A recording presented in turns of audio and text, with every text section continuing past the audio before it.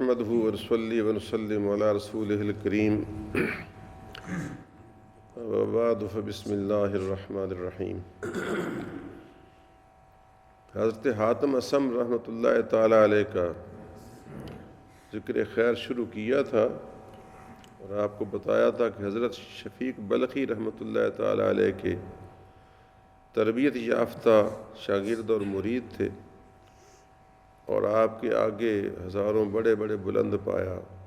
عقیدت مند اور مرید اور ریزہ خوار ہوئے ہیں فیض یافتہ، جن میں احمد خضر وہ جیسے ایک بزرگ شامل ہیں جن کا ذکر خیر آگے آئے گا۔ یہ بھی بتایا تھا کہ آپ اہل تقویٰ کے مقتدی جنید بغدادی نے آپ کو صدیقین میں لکھا ہے۔ صدیقین کا مرتبہ تو عام اولیاء سے بھی بہت بلند و بالا ہے، اور حضرت کے فیض یافتگان تو بے شمار تھے، اور آپ نے علم و حکمت کے بڑے موتی رولے ہیں، لیکن ایک موقع پر کہنے لگے کہ اپنے حاضرین کو کہ اگر کوئی تم سے پوچھے کہ تم نے حاتم سے کیا کچھ حاصل کیا، تو اگر تم یہ نہ بھی بتاؤ کہ بہت سا علم و حکمت حاصل کیا، اور یہ دو باتیں بتا دو تو کافی ہیں کہ ہم نے دو باتیں حاتم سے سیکھی ہیں۔ ایک یہ کہ جو اپنے حصے میں ہے اس پر خوش رہو، اور جو اپنے حصے میں نہیں ہے اس کی طلب اور توقع نہ رکھو۔ سبحان اللہ۔ تو یہ ایک بظاہر سادہ سا فکرہ مگر بڑا ہی معنی خیز ہے، اور سچ یہ ہے کہ ہمارے سارے دکھ اسی کی بنیاد پر ہے کہ جو اللہ نے ہمارے حصے میں رکھا ہے، جو ہمیں عطا فرمایا ہے، ہم اس پر خوش نہیں ہیں کہ نہیں؟ جو رزق دیا ہے ہم کو، یہ جو علم دیا ہے ہم کو، یہ جو دولت دی ہے ہم کو، یہ جو شہرت دی ہے ہم کو، یہ جو ادارہ دیا ہے ہم کو، یہ جو اسٹیٹ دی ہے ہم کو، یہ جو دکان دی ہے ہم کو، یہ جو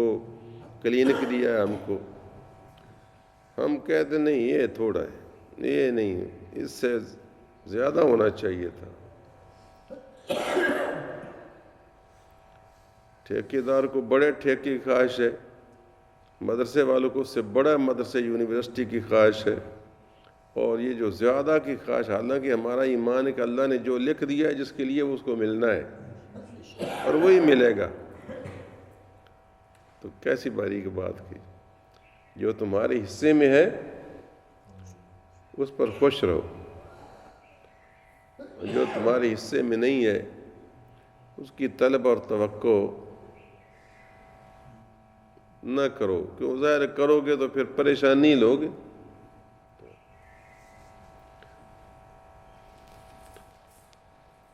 تو دونوں جہان کی راحت ان دو فکروں میں چھپی ہوئی ہے۔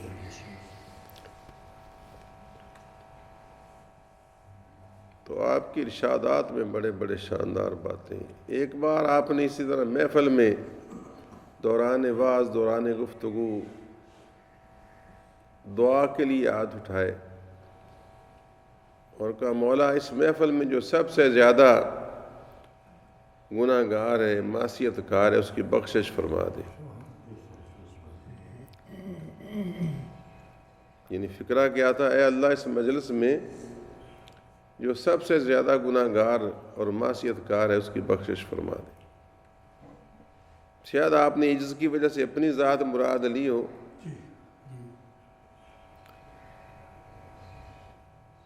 کیونکہ یہ وضاحت وہاں آپ نے نہیں فرمائی، نہ کسی نے کی ہے۔ اتفاق سے اس مجلس میں ایک کفن چور بھی بیٹھا تھا، وہ بھی سن رہا تھا، اور اس کا چونکہ معمول تھا رات کو کفن چوری کرنے کے لیے، پھر گیا قبر کو شگاف ڈالا ہی تھا کہ غیب سے ندا آئی کہ آج ہی تو تیری مغفرت کی ہے ہم نے حاتم کی دعا پر، اور تو پھر معصیت کے لیے آن پہنچے۔ بس یہ بات جو تھی نا، اس کی سچی توبہ کا بہانہ بن گئی۔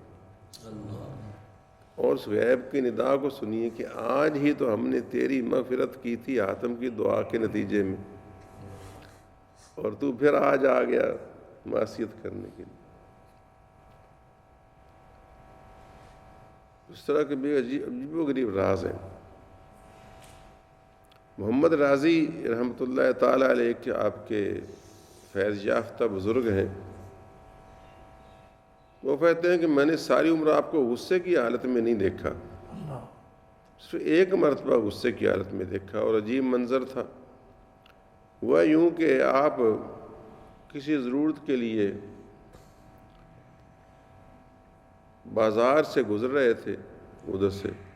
کوئی آپ کے ساتھی بھی ہوں گے غالباً، نہیں تو محمد راضی تو ضرور ہی ہوں گے، تو دیکھا کہ وہاں آپ کے ایک شاگرد مرید کو دکاندار نے گھیرا ہوا ہے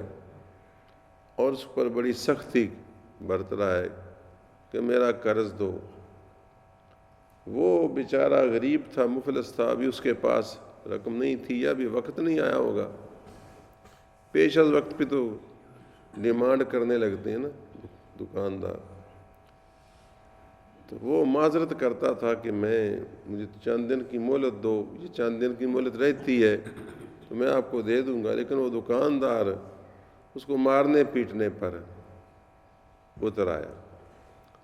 تو اتفاق سے آپ ادھر آ گئے، تو آپ نے یہ حالت دیکھی، آپ نے اس کو سمجھانے کی کوشش کی، مگر وہ دکاندار الٹا گستاخانہ پیش آیا۔ تو آپ کس طرح چادر تھی، تو آپ نے غضب کی حالت میں اس کو اتار کے ادھر پھینک دیا، تو یا اس کا پھینکنا تھا کہ زمین میں سونا ہی سونا بکھر گیا، اور وہاں لے اٹھا لے اپنا جتنا لینا ہے، مگر یاد رکھ اگر تو نے ایک ماشا بھی زیادہ اٹھایا نا تو تیرے ہاتھ چھال ہو جائیں گے۔ تو چونکہ وہ بازار میں سونا ہی بکھر گیا،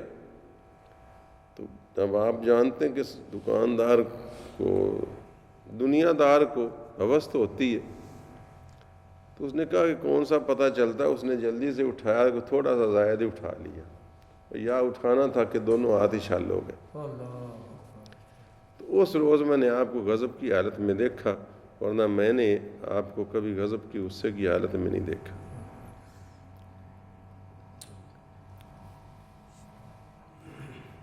تو اتنے مطلب یہ بلند پایا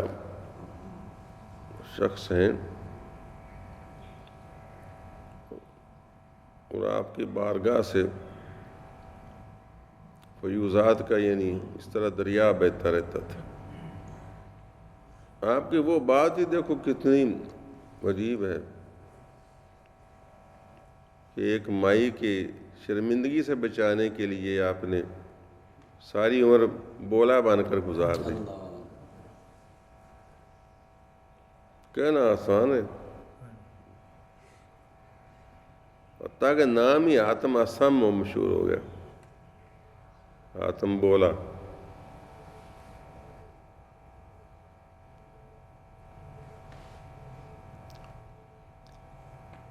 تو آپ نے اس طرح توکل، صبر، رضا، تسلیم، اس قسم کے موضوعات پر آپ نے کافی تشریحات، کافی ارشادات فرمائے، جن سے اہل فقر کو بڑے ہی اعلیٰ اسباق ملتے ہیں۔ اور یہ ساری باتیں ایک حوالے سے قرآنی تعلیمات کے کوئی خلاف نہیں ہیں۔ مثلا یہی واقعہ اگر لے لیجئے تو قرآن کریم میں اللہ تعالیٰ نے قرض لینے والے کو، قرض دینے والے کو ہدایات دیے۔ اگر آپ غضبناک ہوئے تھے تو اس لیے ہوئے تھے کہ وہ اللہ تعالیٰ کے حکم کی خلاف ورزی کر رہا تھا، کہ اللہ پاک جو فرماتا ہے وَإِنْ كَانَ ذُو عُسْرَةٍ فناظرۃ الی میسرہ، کہ اگر تمہارا قرض دار تنگ دست ہے فناظرۃ الی میسرہ، تو اس کو آسانی تک مہلت دو۔ اب کوئی کہے جی کہ وہ لوگ جی صوفیوں کی عجیب و غریب باتیں جی یہ باتیں تو ہو ہی نہیں سکتی۔ اللہ فرمایا وَأَن تَصَدَّقُوا خَيْرٌ لَكُمْ، اور اگر پھر بھی وہ نہ دے سکے بار بار کی مہلت کے باوجود بھی، تو صدقہ کر دو، تو وہ تمہارے لیے بہتر ہے۔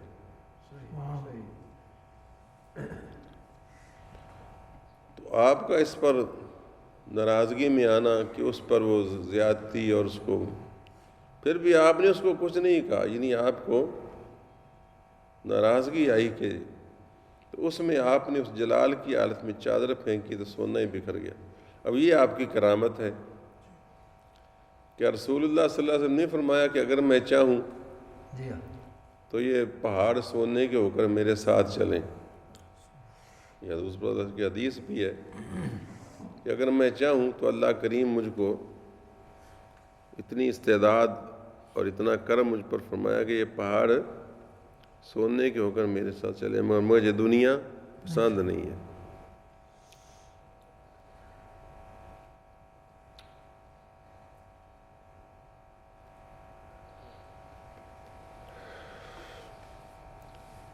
اسی طرح باقی ارشادات بھی آپ کے انشاءاللہ پھر کل بیان کریں گے۔ اللہم صلی اللہ وسلم وبارک علی سیدنا مولانا محمد النبی الأمی وعلی آلہ وصحبہ وسلم۔